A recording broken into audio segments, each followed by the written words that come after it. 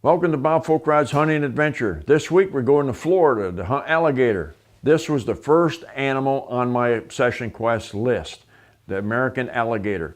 And somebody said, what's the difference between an alligator and a crocodile? And I said, I'm glad you add that. I'm going to Africa and I'm going to shoot the crocodile. So when they mount them both life size, you can see the difference between an alligator and a crocodile.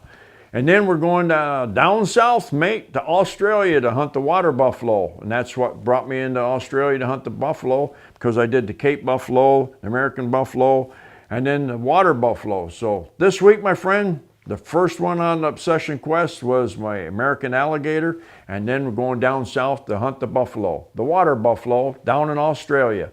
Pretty exciting shows, folks. Don't go away. Victor Chevrolet, Bass Pro Shops, and Alamocitos Ranch present Bob Folkrod's Hunting Adventures.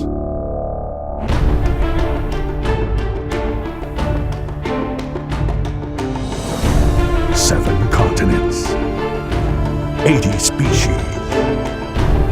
a 5-year quest in the making.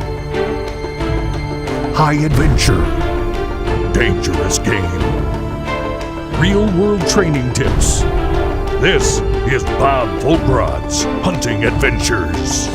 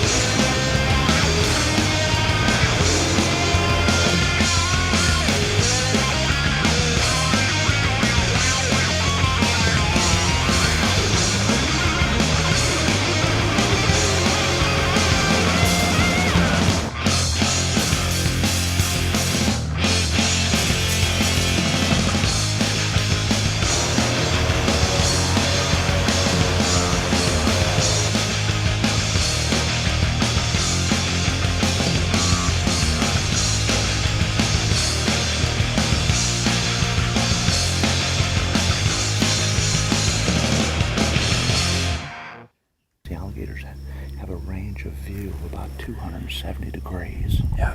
And we were right there in that blind spot. Okay. We should be able to slip up here, put a good stock on him, get in a good reasonable position to take a responsible shot on him. Okay. All right, you ready? Yeah. Okay. Remember, whenever you get up there, because the way his head is up there behind those bushes and everything on the shore, that grass is so tall, all you're going to see is the two ridges on his back, which are those bones sticking up. Just aim right in between those from left to right and come down like an inch or so. You'll get it right up his spine. Okay, good.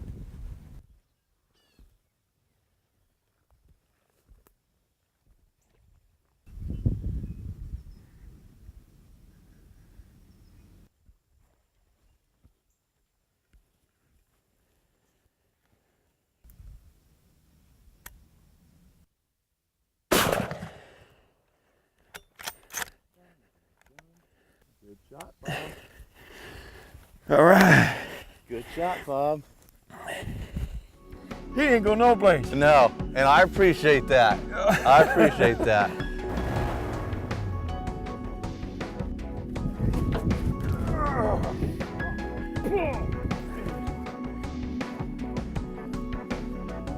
Well, Don, this is my second gator with you. You said to follow that right up through. X marks the spot. So Yeah, and you did. he went down, didn't he? Yeah, it was a perfect shot. A perfect shot. We were very fortunate this morning. The weather was with us, and the gators were out, active, just cruising around. So we had several to look at and choose from. We found this big boy right here. Well, you did your homework like always, but a lot of people, especially when I get back up in Pennsylvania and things like that, Yeah. they think these things are still on an endangered species list. Oh, no, they're on a watch list. They haven't been on the endangered list since the late 80s. Yeah. The state of Florida's done a terrific job managing them and having them come back. And we've been very fortunate to be able to get these hunting opportunities with them. Yep. Safari Club put them in recently. Yeah. So they got a record keeping system for them. Yes, they do. And we have people from all over the world that come and hunt these things. A lot of people have never even seen an alligator. Well, this one's going in the Safari Club. going to be mounted life-size in Bass Pro Shop. Right. And there's going to be a lot of great meals because I remember those from last time. Boy, that's some good eating, huh? Yes, it is. Thanks again, man. Appreciate it. Thanks for coming and hunting with us. Bob Folkrod's Hunting Adventures is brought to you by these fine sponsors: Vortex, Best of the West Rifles, Huskama Long Range Optics, Kinatrek, Kufaru, and LJ Blessings Ranch.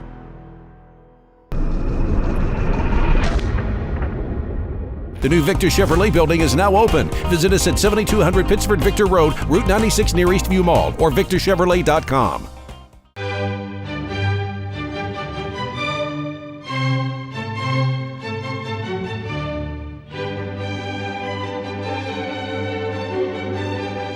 Professional hunter Charlie Culbertson has gone on many adventures with good friend Bob Folkrod. He knew it was long past time for Bob to try his luck down under. Well, I met Chris Nash a few years ago at some hunting shows, and him and I started kicking around the idea of bringing Bob over here and having a go at the buffalo. And after running it by Bob, he thought it was a great idea. He hadn't done Australia before, and it's turned out to just be a super hunt.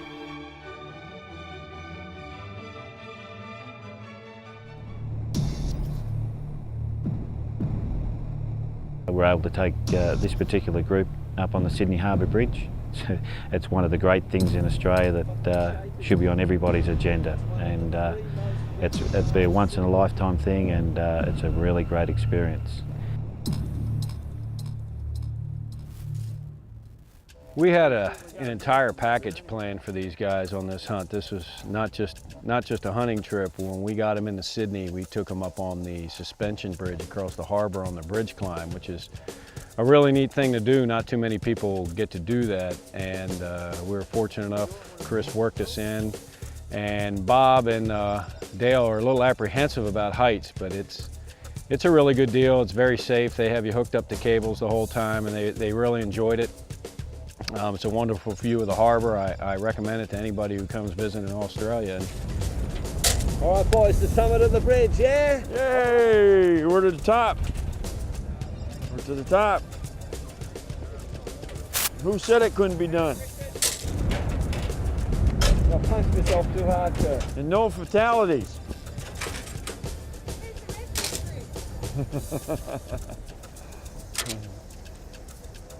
That's super.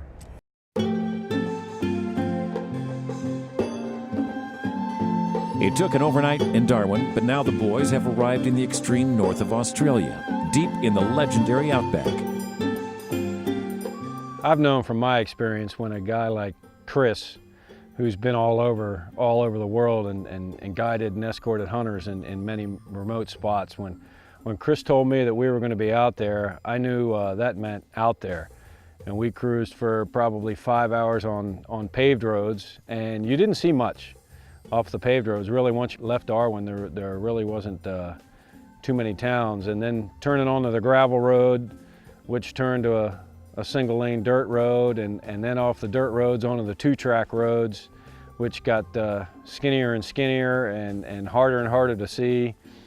The boys really got a sense of how far back in the outback we were.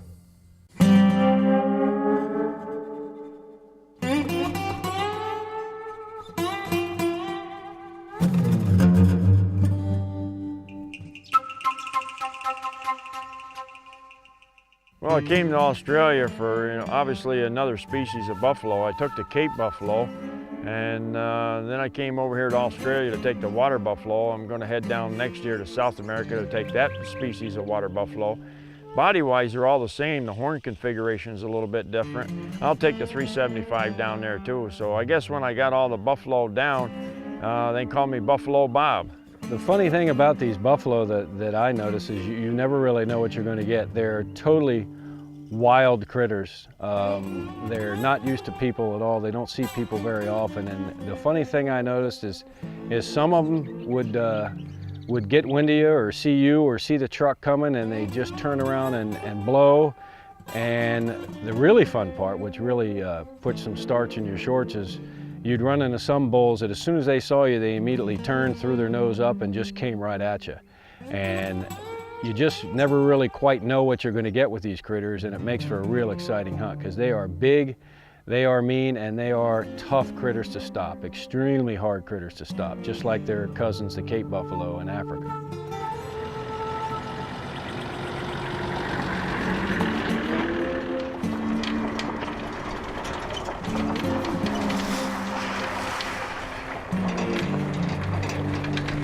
Well, in this particular case, I put the Obsession clothing on. It has, some green, and talking to Chris, he said, it's our winter time, but he says there's still lots of green, so Mossy Oak Obsession is what I decided to wear, and it blended in and it worked really well.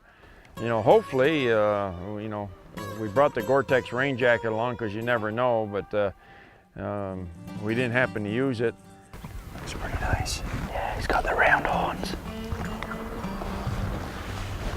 The footwear from Gore-Tex is, obviously a wise choice just because of breathability, and it's, it's hot and it's cool during the morning. So I kind of wear the same redhead boot, it's a guide boot almost on all my trips that I go on, just for that reason. I've got a lot of support, and I got the Gore-Tex to let it breathe, but besides it keeps my feet warm in the coolness of the morning.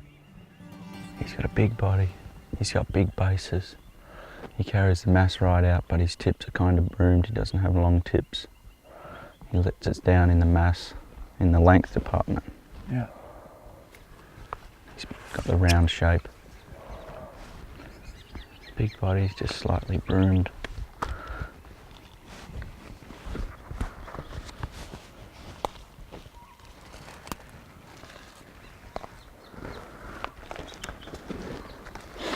Simon says we can do a little better than that one. That's a big old critter though. Whew. We got rid out on him. Transportation for all of Bob Folkrod's hunting adventures is provided by Victor Chevrolet. Check him out at victorchevrolet.com. Although Bob completed his obsession quest taking over 80 animals with a rifle, his first love has always been bow hunting. He's teamed up with longtime friend and archery coach Mike Price to help make you a better bow shot.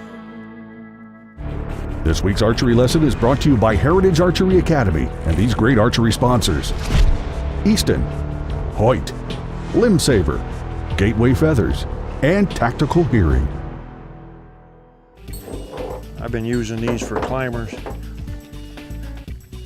I believe you can get this at your friendly Bass Pro Shop. Simply going to dip these in. We're going to put a rubber coating on them.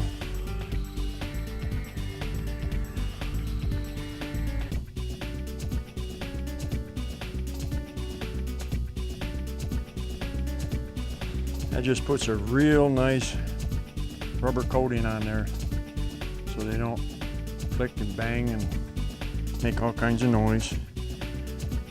Noise pollution is worse than scent pollution. There. Now, these pieces here, this is on your bottom, okay, if I'm climbing.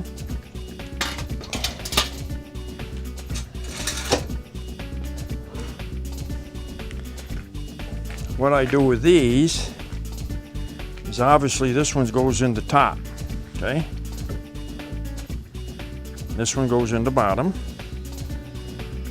So when you're climbing, now you can adjust them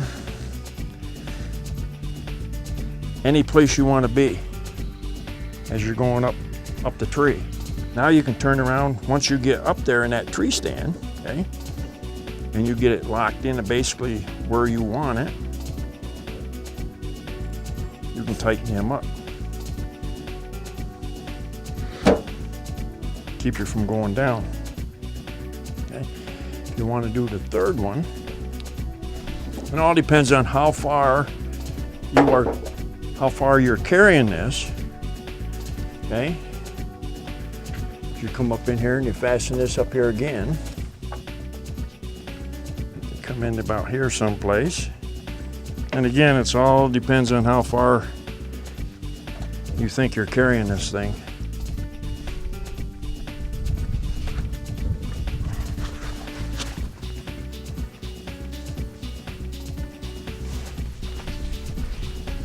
That's what your straps are doing. That's what they're for, okay? And it's uncomfortable on the back if you're gonna carry it, 2 or 3 miles. If you're just gonna carry it in, a short distance, this is the way I carry a tree stand in. And that's why I use those straps, so my tree stand don't drop out from under me too, Or you can drop it on one shoulder, whatever you feel comfortable with, but that's how I set it up. That's how I walk in the woods with it, And that's why we dip them in rubber, because obviously you can hear them make a lot of noise. There you go. That one's ready too. And if I had to have one stand today to do everything, I'd have a climbing tree stand. The reason for that, obviously I can use it as a climbing tree stand. The second reason is I can use it as a hang-on stand if I'm using step sticks or whatever. If a tree's uneven, if it's crooked or whatever, I can always make my platform and everything level, which makes me comfortable, especially if I'm going to spend hours in there to try to take a white-tailed deer. Hopefully some good tips there to help you along the way. Good luck this season.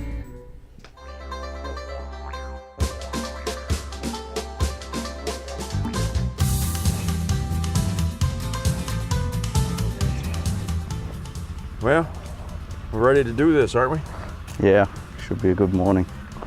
Nice and cool. Very cool, actually.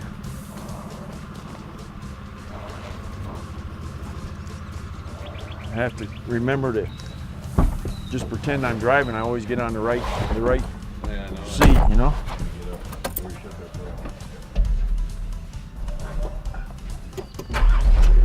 Knock 3 times on the roof if you see something.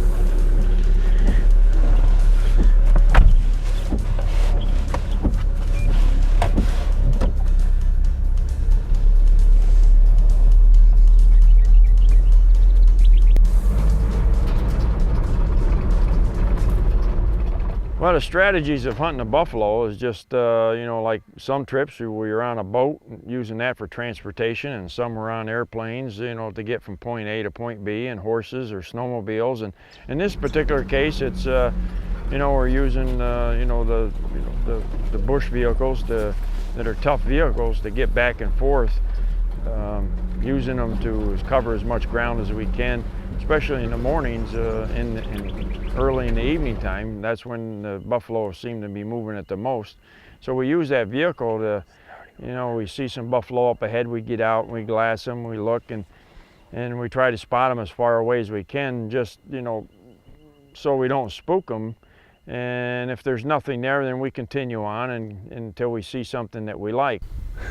Simon, he's wide, isn't he? Sure is. That's the widest bull we've seen, isn't it? By a long way. Yeah. There's your wide one, Bob. That's it. Yeah. That's it. Extremely wide. Oh, it looks impressive right there, I want to tell you. Yep, he'd have to be close to 50 inches wide. And once we like it, then we get in for a better, closer look to see whether any tips are broken, or if he sways back, or how long he is and things like that. Pull in there next to that big tree right there, see if we can get a shot at him.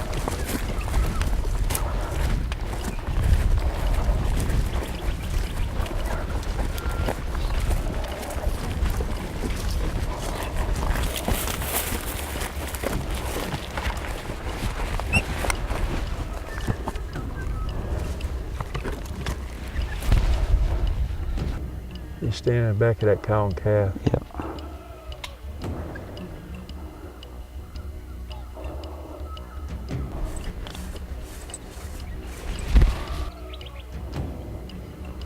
She gets out of the way, I'm all right here. That's a big cow too.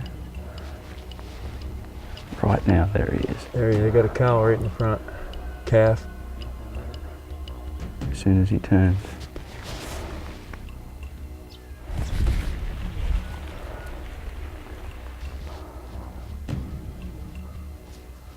When he turns sideways, there he is. He's smart. Yeah. We can't move now. Okay.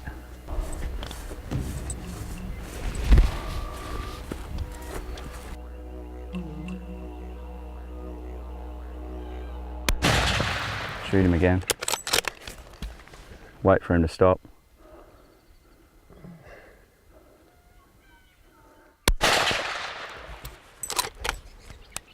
Oh, he ain't going no place on that, huh? Nah, he's dead. All right.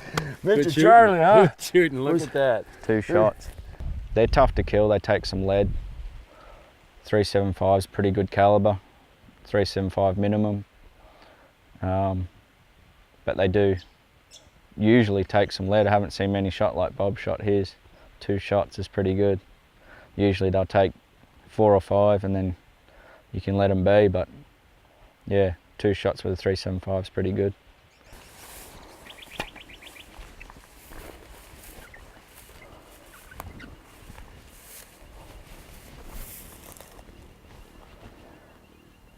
Don't think he's going anyplace, do you? No, I think we've got him, he's dead. All right. Unload that. Whew! Look at that critter, man, huh? Simon. Simon, buddy. Good deal. I'm glad we passed that one up now. Yeah, Look at the length on that. that's about as wide as they get. He's awesome. Well, that other one was a good bull, but I don't know, just something about length. Charlie knows that from when he was hunting doll sheep, you know? You like that width. Yeah. We've seen plenty of good bulls, good heavy bulls. Yeah, he carries the mass right out too, and he's not broomed off at all. He's got full tips. It's nice and wide, just like you always wanted. That's it. Yeah. Down here in Australia, we're down and under. This one is definitely down and under. What a beautiful creature. I'll tell you what, just like the Cape Buffalo. Look at the size of this thing. Big hump on his neck, Yeah. carrying that big head around. Man, he turned around and looked at us one time. Boy, he's awesome, huh? Yep. He wasn't going to stick around. Those cows were going to take him away, weren't No, that's always your worry. The lone bulls, you can hunt them, but the cows are always tough to hunt with the bull. This segment has been brought to you by the Victor Chevrolet Deal of the Week. Check them out at victorchevrolet.com.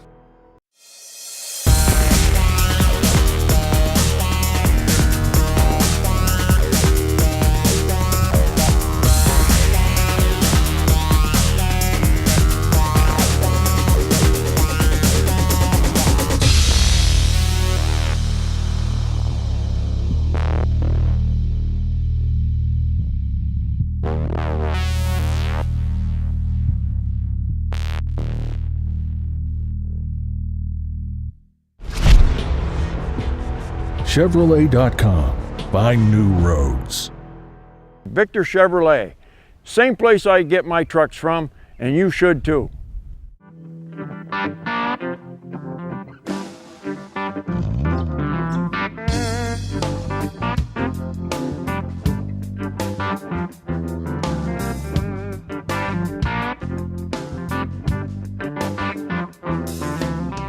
We were told that the local Aborigines could use a little more meat. So one of our hosts told Bob if he felt like it to go out and shoot a second buffalo, which you don't have to ask him twice. So that was kind of a neat thing to do, go out and feed the locals, and an opportunity to go out and shoot another buffalo.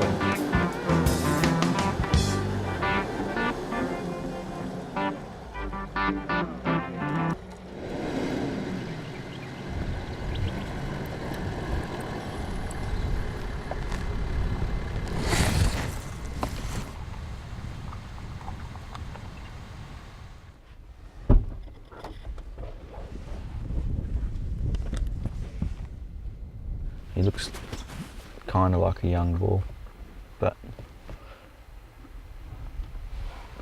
when he comes out and we get a good look at his skin, make sure he's got no big scars on him, he might be a good one to shoot.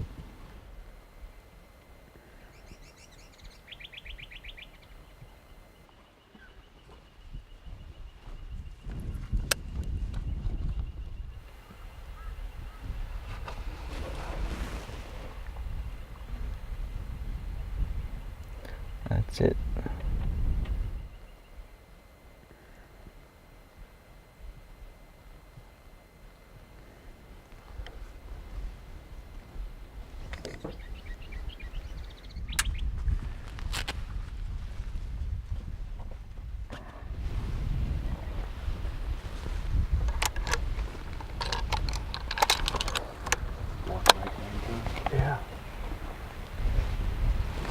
I hope he goes to the left. Yeah, we got some cover right there.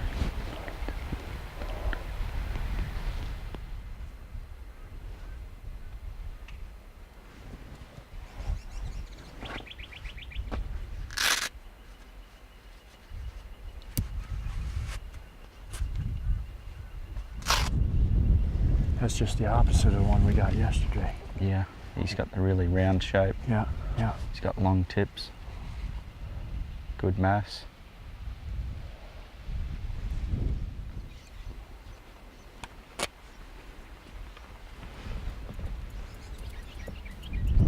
Okay, let's go.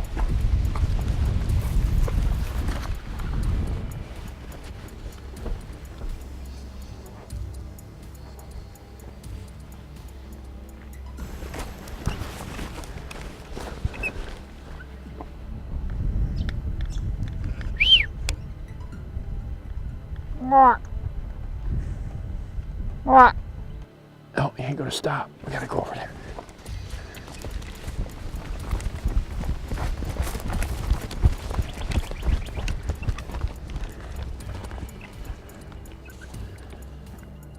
Yep, yep. Pop.